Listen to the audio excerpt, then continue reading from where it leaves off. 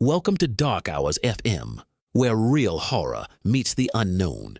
You can now listen to every episode, explore new stories, and uncover what hides behind the mic at DarkHours-FM.com, the official home of the dark. Tonight's story, Season 2, Episode 12, The Emergency Frequency. Let's begin. It started as a convenience and turned into a ritual. Nadia Reyes worked overnight dispatch at a towing company outside Duluth, Minnesota, the kind of job where the phone rang in bursts and then went dead for hours. To stay awake, she kept a cheap handheld scanner on the desk. Police, fire, EMS, park rangers, background noise that made the building feel less empty. On her third week, she caught something she'd never heard before. A faint voice breaking through the static, calm but strained, repeating the same line every 30 seconds. If you can hear this, do not stop, do not get out, keep driving. It didn't sound like the usual emergency tones. No unit numbers, no dispatcher cadence. Just a warning, spoken like someone trying not to panic. Nadia wrote down the frequency and tried to find it again the next night.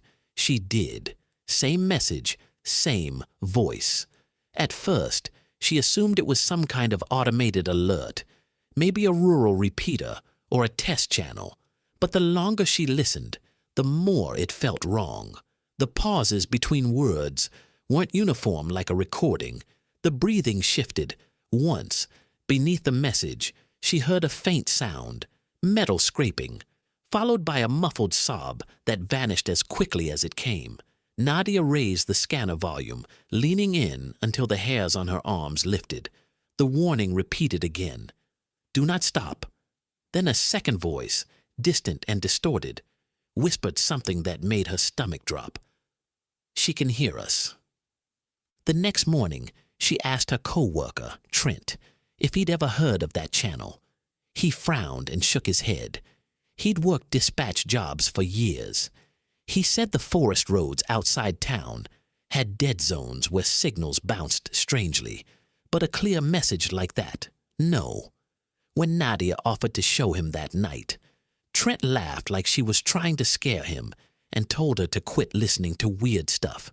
Still, she noticed he watched a scanner like it was an animal that might bite. 2 nights later, the message changed. Same frequency, same voice, but the words were different. If you can hear this, you're too close.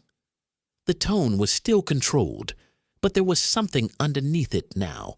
Fatigue, urgency, the kind of strain that comes from repeating the same warning until it feels useless. Nadia kept listening, heart tapping against her ribs. The voice continued. Turn around before you see the lights. That was the first time she felt it.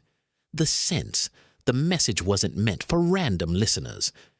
It was meant for someone specific, like a distress call that couldn't reach its target, so it just kept broadcasting into the dark. Nadia made the mistake of talking about it out loud. Later that night, around 3:10 a.m., she mentioned the frequency to the tow driver on call, a guy named Leo. While he was checking in, he joked that it sounded like a horror movie and asked for the number. Nadia hesitated, then told him anyway, half to prove she wasn't imagining it. Leo smirked and said he'd tune in on his drive back. He left the building 5 minutes later, his taillights disappearing down the access road. At 3:47 a.m., Leo called back. His voice sounded wrong, too quiet, like he was trying to speak without moving his mouth. Nadia, he said, and then nothing for a second except road noise and his breathing. I'm hearing it, the message. It's clearer out here. Nadia sat up straight, the scanner suddenly feeling hot under her hand. Where are you? She asked. Leo didn't answer at first. Instead, he whispered, There are lights in the trees. His breathing hitched. They look like headlights, but they're not on the road. They're between the trunks, like something parked out there. Nadia told him to keep driving. "Don't stop," she said, repeating the words from the broadcast. Leo made a sound that was half laugh, half gasp. "I'm not stopping," he whispered. "But the road, Nadia, the road is wrong. It keeps bending back." His phone line crackled. Nadia heard the scanner in the background of his truck. Same warning voice, now layered over his call like a haunting echo. "Do not stop. Do not get out." Leo's voice trembled. "It's saying my name," he said. Nadia's skin turned cold. "What?" "It's saying Leo," he whispered. "It's not repeating anymore. He cut off abruptly. Nadia heard tires hiss on gravel, then silence so sudden it felt like a door closing. She tried calling back. It went straight to voicemail. For the next hour, Nadia did what dispatchers do when they're trying not to panic. She checked maps, pulled up GPS logs, called the county non-emergency line, and told herself there had to be a rational explanation. Leo was probably in a dead zone. His phone dropped. He would show up in 15 minutes irritated and laughing about it. But the longer the night stretched, the heavier her chest became. At 5:12 a.m., Trent arrived to relieve her and found her still sitting rigidly at the desk, eyes red, scanner volume turned up. Nadia told him what happened. Trent didn't laugh this time. He just stared at the scanner like it was showing him something he didn't want to see. When the sun finally rose, Nadia drove the service roads, where Leo had been last pinged. She found his tow truck around a bend, near an old logging cut, parked neatly on the shoulder, as if he'd pulled over calmly. The engine was off. The driver's side door was closed. The hazard lights blinked steadily, bright in the morning haze. Nadia's throat tightened. She walked up slowly, every step too loud. She called his name. No answer. The inside of the truck was clean. Too clean. Coffee cup still in the holder. Keys still in the ignition. Leo's phone lay on the passenger seat. Screen cracked, as if it had been dropped. Nadia stared at it, then reached in and picked it up. A single audio recording sat open, as if he'd been recording when the call dropped. She pressed play.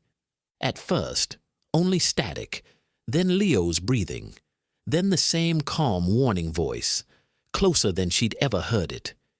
"If you can hear this, do not stop." Leo whispered.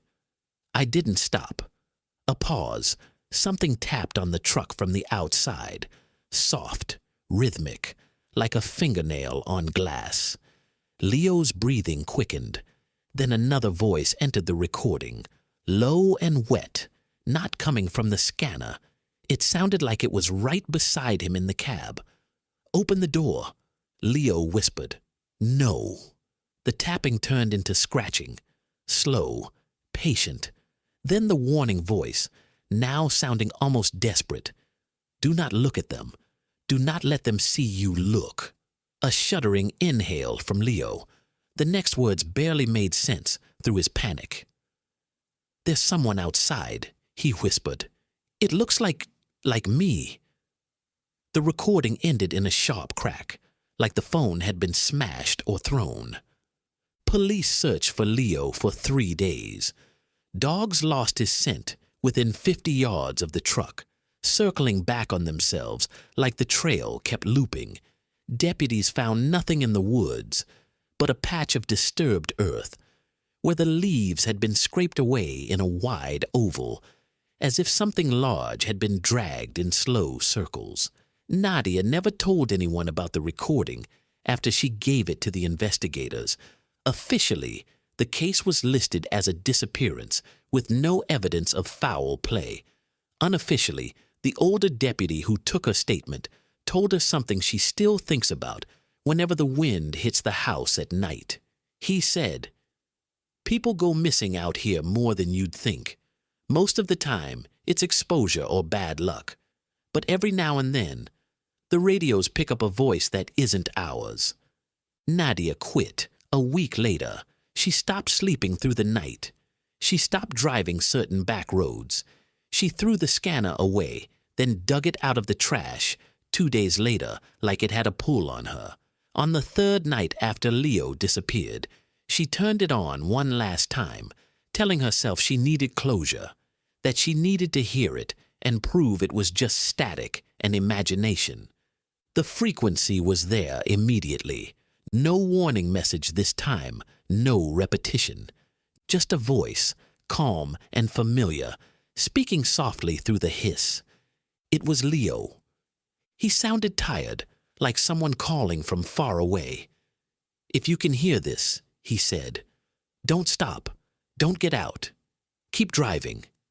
Then he paused, as if listening to something beside him, and his voice dropped into a whisper. "And whatever you do, don't look at the lights." The transmission ended with a faint sound, like a smile in someone's voice that wasn't Leo's at all.